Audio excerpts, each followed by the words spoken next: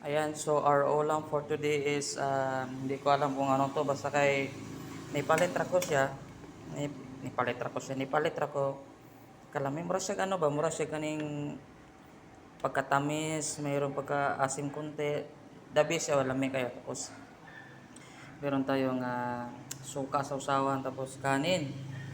Ah, tapos meron tayong juice. So, sarap nito, sarap. So, mga gusto nyong ayan, so tilawan sa nakuha ko tagamay. Ko tagamay dire. Tapos ano daw nate dire. Inate. Tapos atong tilawan og lami bagay. Daw. Mm. Lami nga oh. Ubos gud suka. Mm. Sakto kay ba? Ano siya? Alat konti lang yung alat niya. Konti tapos sakto parang bagoong, ano ba? Ano yan? Basta kay lami kasi pagkaluto bitaw. Anang pangalawang hungit. Mm.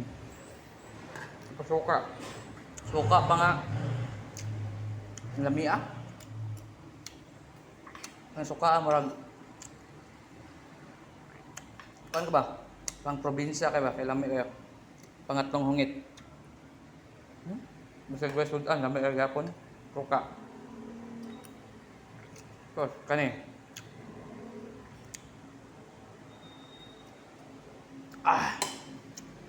Tabis. Tapos imna nato og Dios. Yan.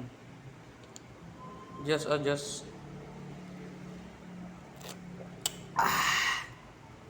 The best. So, yan ang ulam natin. So, kain na tayo. Bitaw, promise.